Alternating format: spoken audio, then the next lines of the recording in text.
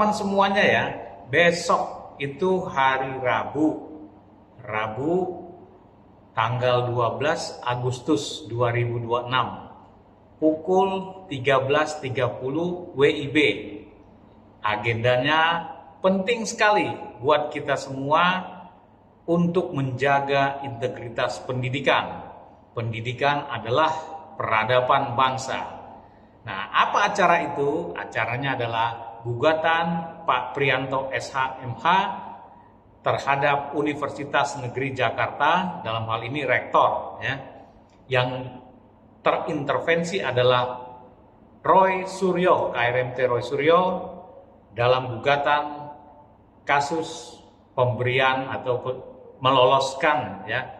Roy Suryo ini memperoleh ijazah gelar doktor dari Universitas Negeri Jakarta karena menurut aturan ya, mandat dari peraturan rektor nomor 5 tahun 2022, Mas Roy Suryo atau KRMT Roy Suryo ini seharusnya sudah drop out ya, sudah drop out karena terpidana yang telah berkekuatan hukum tetap dari Mahkamah Agung. Jadi simpelnya Roy Suryo ini adalah mahasiswa yang seharusnya di drop out pada Mei 2023 ya. Sehingga tidak mungkin bisa memperoleh ijazah yang tertulis di tahun 2024 ya. Nah, kalau sudah drop out 2023 maka mengulang dari awal. Nah, jadi drop out inilah yang dipermasalahkan Pak Priyanto SH.MH dan kawan-kawan ya di PT UN Jakarta. Jadi jangan lupa datang beramai-ramai di hari Rabu 12 Agustus 2026 pukul 13.30 dengan agenda gugatan Priyanto SH.MH terhadap Rektor Universitas Negeri Jakarta. Ayo kita kawal karena ini adalah bukti Indonesia Republik kita ini masih menjunjung tinggi nilai-nilai pendidikan. Tidak boleh ada satu orang pun yang memiliki privilege ataupun kekhususan ya. Kalau DO ya DO, drop out, tidak boleh lagi bisa memperoleh gelar doktornya. Seharusnya kalau mau memperoleh gelar doktor ya mengulang lagi dari nol ya, atau pindah ke kampus lain ataupun berkuliah di kampus lain ya. Boleh. Nah, itu yang digugat. Jadi kalau sudah drop out tetapi dipaksakan, terkesan dipaksakan sampai lolos, ada apa ini? Siapa yang menutup-nutupi ini? Ini yang permasalahan berikutnya. Siapa oknum yang menutup-nutupi, melindungi ini yang seharusnya drop out kok bisa diloloskan ya? Nah, ini ada persoalan lagi nih ya, yang sedang ya mungkin dari dilaporkan teman-teman. Kami tidak mau mengatakan di sini ya, ada ya yang sudah melaporkan itu. Apakah ada oknum-oknum di sini ya yang meloloskan ini, melindungi dari permasalahan ini yang seharusnya sudah drop out ya? Tidak boleh dong curang itu ya. Kalau ada yang melanggar aturan tetapi dengan dibiarkan pura-pura tidak tahu kah atau memang tidak tahu atau apapun itu ya cabut dong gelarnya ya. Nah, siapa yang melindungi ini yang permasalahan. Dalam audiensi kami sebetulnya sudah terungkap semua itu. Pihak-pihak tersebut siapa saja ya. Itu jelas ada di audiensi kami yang kami rekam dalam bentuk suara sebagai notulensi dari audiensi tersebut ya. Jadi kita tunggu saja satu persatu tahapannya, kita ikuti PT UN ya di Jakarta ya, PT UN Jakarta 12 Agustus besok Rabu jam 13.30 waktu Indonesia bagian Barat WIB. Mari ramai-ramai kita kawal supaya kita tahu bagaimana ini pendidikan kita ini, apakah benar-benar ya negara melindungi pendidikan agar bisa berkeadilan ya, merata dan tidak ada pandang bulu. Kalau memang pendidikan itu adalah inklusif bagi semua. Artinya kalau memang Roy Suryo bebas diloloskan seperti ini, maka jangan ada aturan yang lain, misalnya gugur karena atau DO drop out karena masa studi ataupun apa IP-nya mau nol juga boleh dong ya, harus semua ya. Kalau mau mengatakan terbuka lebar-lebar ya, barbar saja semua, nggak usah ada aturan ya. Nah makanya ini digugat oleh Pak Priyanto SHMH. Sekali lagi datang beramai-ramai, mari kita kawal bahwa pendidikan harus kita jaga. Inilah muka wajah Indonesia, peradaban Indonesia. Kalau pendidikan dipermainkan seperti ini oleh oknum-oknum atau kelompok-kelompok tertentu ya, maka jangan berharap Indonesia punya masa depan kalau ini bisa sampai lolos. Bagaimana dengan perkembangan kekisruhan gelar Dr. Roy Suryo? Sudah banyak petisi yang kemudian diisi oleh masyarakat Republik Indonesia agar Roy Suryo gelar doktornya harus dicabut oleh Universitas Negeri Jakarta. Ini bukan cuma soal yang bersangkutan punya problem politik, tapi benar-benar ada problem hukum yang terjadi ketika beliau kuliah. Dan sampai dengan saat ini kita sudah menggugat kepada UNJ agar sesegera mungkin memproses urusan Roy Suryo ini. Jangan dikira dia pejabat publik atau bukan pejabat publik, yang namanya pemalsu ijazah, yang namanya cacat hukum prosedur akademik, yang namanya orang yang menggunakan kapasitasnya untuk memanfaatkan kampus atau lembaga pendidikan bermain curang, yang namanya orang plagiat, yang namanya orang punya kejahatan secara akademik, itu tetap harus kemudian dilakukan yang namanya kontrol sekaligus punishment kalau dibuktikan bahwa yang bersangkutan itu bersalah. Salah satu diantaranya adalah problem Mas Roy Suryo. Kita ketahui bersama yang bersangkutan itu adalah mahasiswa yang seharusnya gugur, tapi tidak digugurkan oleh pihak kampus. Ini menyalahi aturan dari rektor itu sendiri. Sudah seperti apa perkembangannya Bang Bil? Oke, video ini aku akan share ke kalian bagaimana update dari kekisruhan Mas Roy Suryo ya. Ini dia bilang, gue ini bukan pejabat publik, ngapain ngurusin saya, si Bill itu dan kawan-kawannya itu pansos cari perhatian bla bla bla. Nggak perlu diperhatikan oleh banyak orang, nggak perlu diperhatikan oleh kalian. Yang penting diperhatikan oleh UNJ, di mana UNJ harus bertanggung jawab. Kita nggak peduli soal Anda punya urusan dengan Pak Jokowi, udah selesai kok. Kalian tinggal menikmati aja proses hukumnya sampai sejauh mana. Tapi yang jelas kali ini, karena kalian sudah mengemuka di ruang publik, mempertontonkan sebagai seorang ahli, sebagai pakar-pakar yang ternyata adalah penjahat akademik, itu yang kita minta pertanggungjawaban. Dan itu juga kita sudah lakukan kepada Rismon Sianipar, tinggal bagaimana prosesnya yang bersangkutan. Oke guys, ini ada informasi terbaru ya, ini kalian tonton sampai dengan terakhir, karena ini video kalian akhirnya merasa bahwa benar-benar Roy Suryo ini tidak ada ampun, dia harus dicabut gelar doktornya. Minta maaf kan? Kenapa? Karena memang ya harus dicabut kan gitu. Ya soal nanti rektor akan bikin keputusan seperti apa tuh urusan rektor, urusannya UNJ. Tapi sebagai masyarakat sipil, sebagai pemerhati pendidikan, sebagai orang yang juga bayar pajak, di mana pajak kita itu dipakai untuk lembaga-lembaga pendidikan kita termasuk dalam hal ini adalah UNJ, maka kita berhak untuk kemudian mempertanyakan masalah publik ini. Oke guys, ini ya, ini aku mau perlihatkan pertama ini. Ini di situsnya Mahkamah Agung ya, dalam hal ini lewat di Pengadilan Tata Usaha Negara Jakarta ya. Kita tahu bahwa perkara yang berkaitan dengan gugatan TUN dari advokat yang namanya Pak Priyanto SHMH, tentu juga mengatasnamakan komunitas.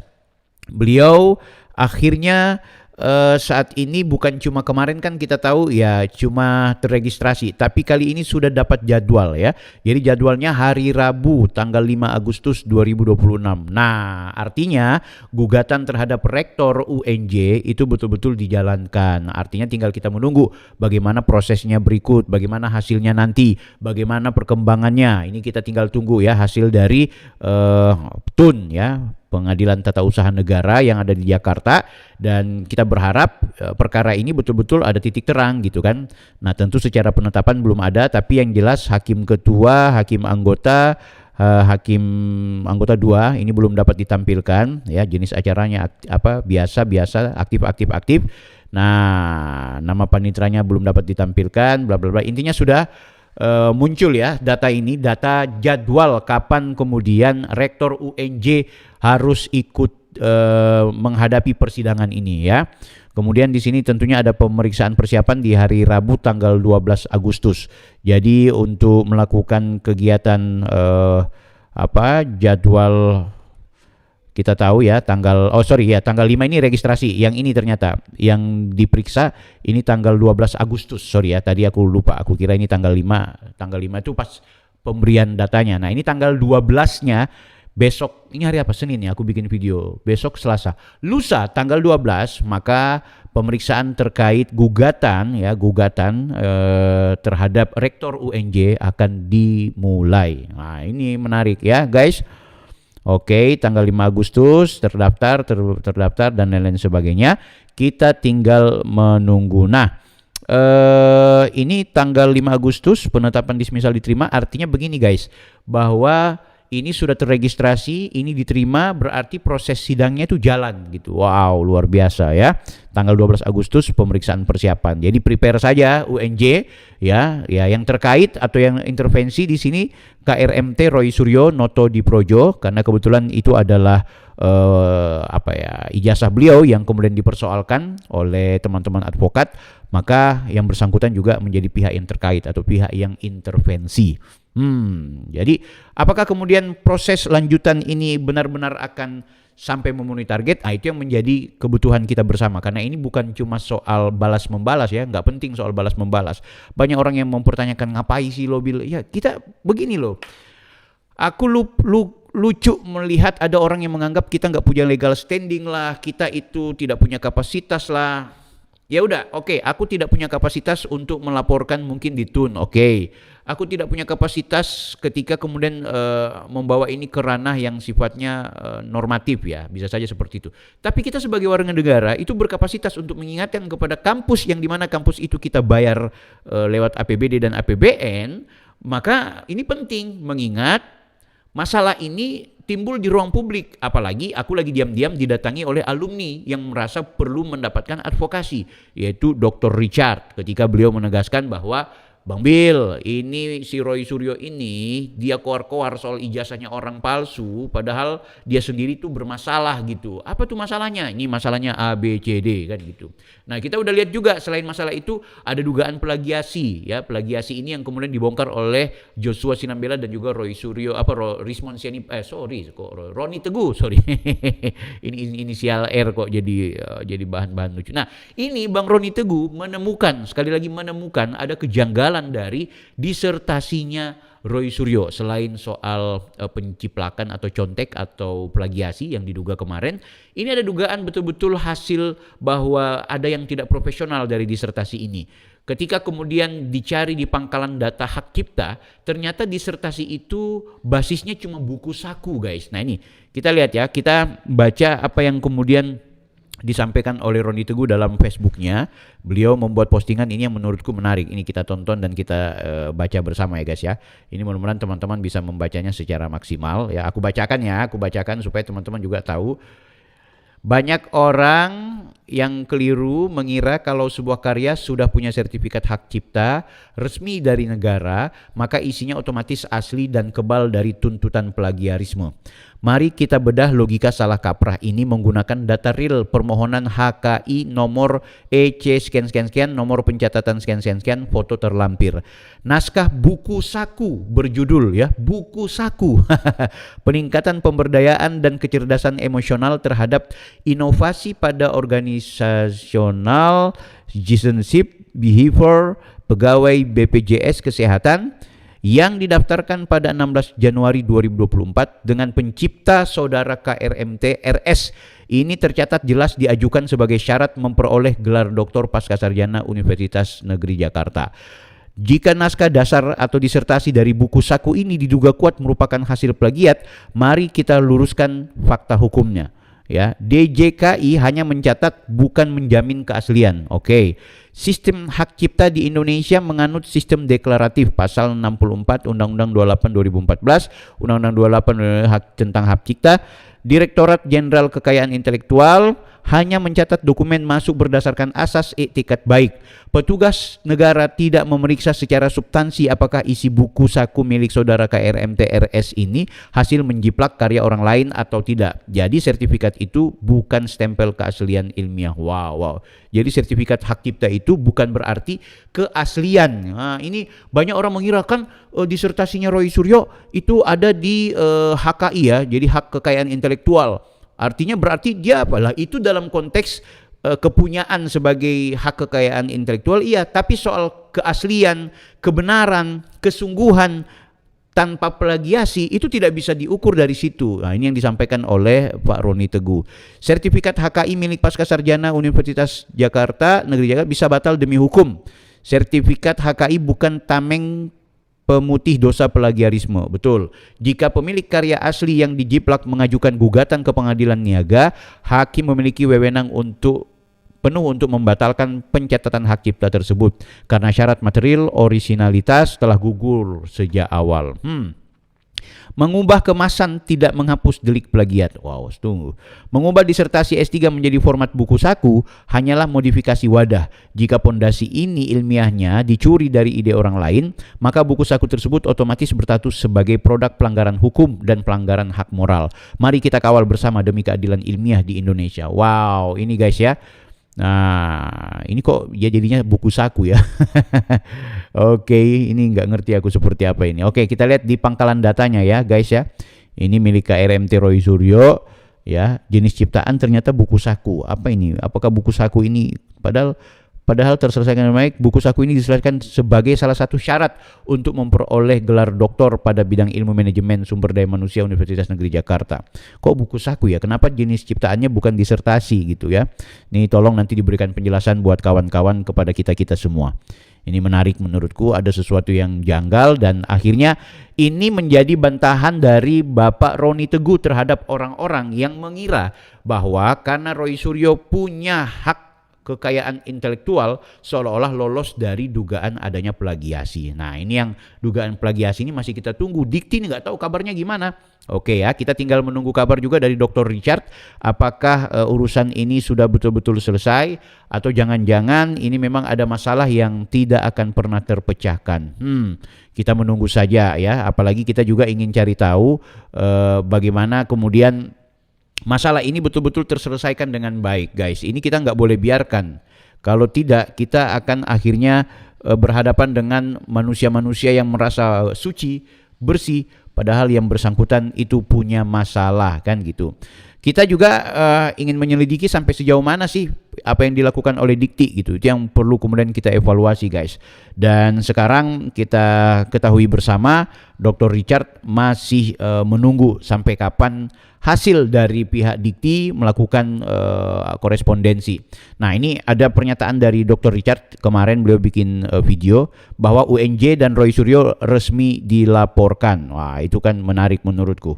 Ini teman-teman ya, kita lihat bagaimana situasi dan kondisi. Ini ada pertanyaan juga soal kebakarannya Roy Suryo. Ini aku mau dengarkan dulu ya pernyataan dari Dr. Richard ini, guys. Kita dengarkan bersama apa yang kemudian menjadi pembahasan beliau ya. Nah, ini dia. Silakan kita dengarkan. Ini cuma satu kok. Iya. Yang aslinya? Nah, itu kan kebakaran. Ini aja sudah maksimal bisa tak selamatin, Mbak, ketika rumah kebakaran.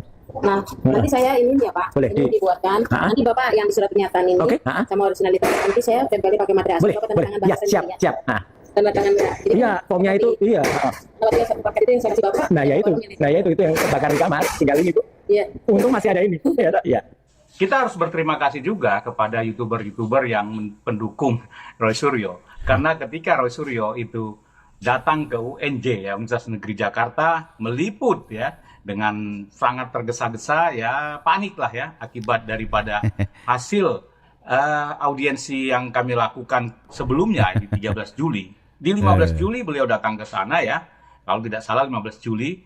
Nah, tergesa-gesa ya, panik. Dan meliput dengan gagahnya membawa teman-teman untuk meliput ya, teman-temannya ya.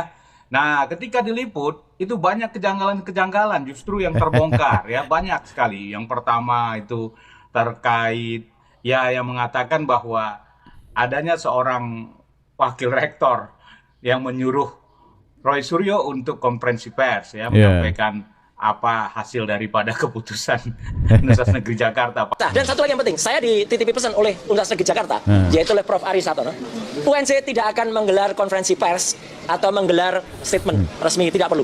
Beliau menyerahkan, sudah Mas Roy saja yang sampaikan. Jadi saya menyampaikan ini sekaligus membantah apa yang dilakukan oleh saudara Richard Hutagalung dan saudara Bill Fakih. Izin saya sampaikan anunya. Karena nggak mungkin dari UNJ yang membuat press conference itu enggak ya, Prof ya? Kalau soal itu. Malah sebaiknya nggak usah aja bro, daripada nanti malah diseret-seret ya Iya, saya iya, aja iya, nanti. iya. Jadi izin yang banyak.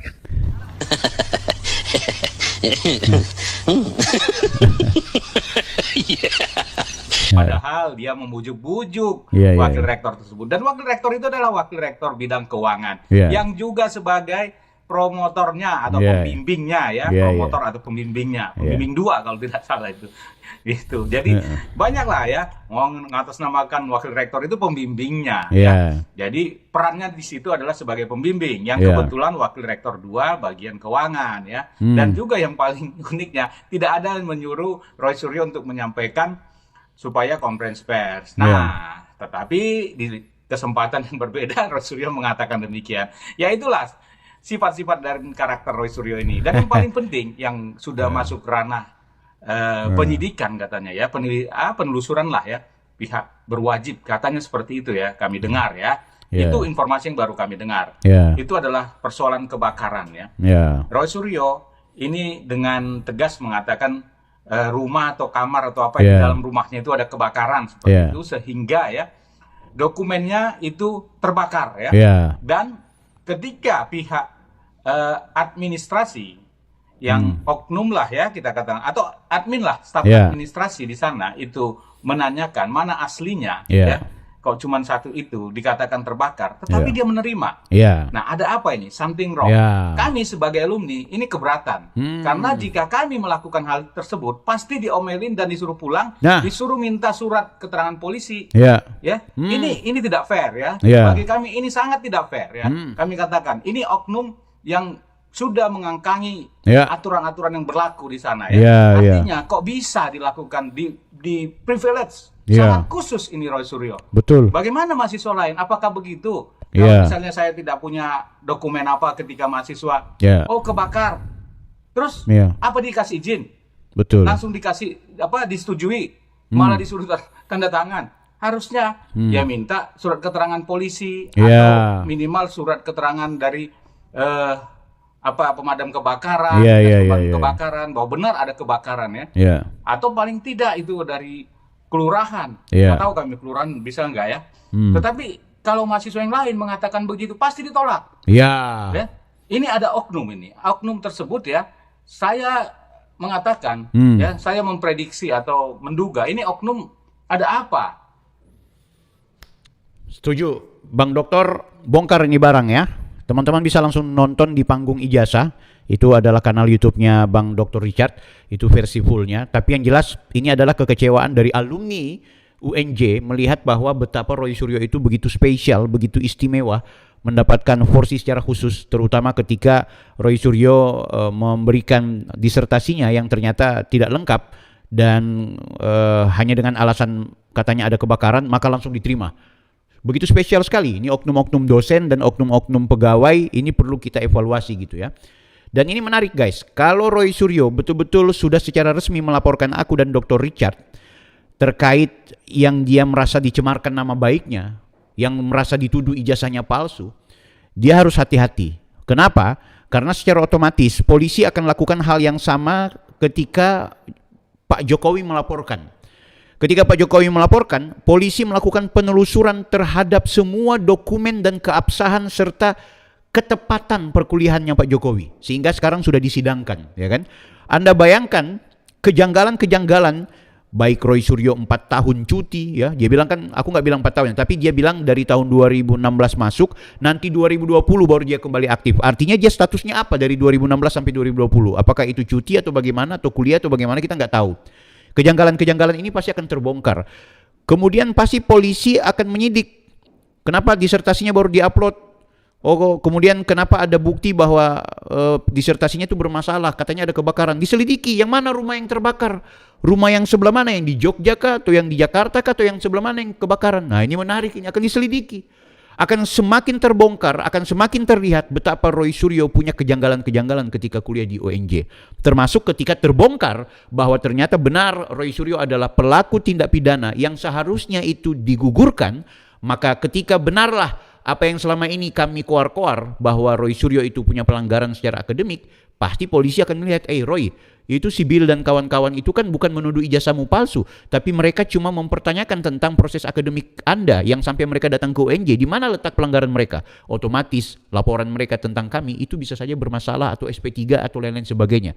Tapi Roy Suryo semakin terbongkar aib-aibnya bahwa dia punya masalah secara akademik. Dan yang kedua, Roy Suryo juga harus mempertanggungjawabkan terkait pelanggaran pidana yang dia sudah lakukan terhadap aku bersama Dr. Richard. Karena aku sudah melaporkan secara pidana di Jaksel dan juga di Tangsel, Bang Dr. Richard melaporkan yang bersangkutan. Ayo, kita masih tunggu sampai seperti apa drama pelanggaran akademiknya Roy Suryo ini dan apakah akan dicabut. Dan silakan buat kalian datang ke PT UN Jakarta, akan ada tanggal 12 nanti hari Rabu sidang yang berkaitan dengan gugatan dari kelompok advokat terhadap rektor UNJ untuk mencabut gelar akademik Roy Suryo.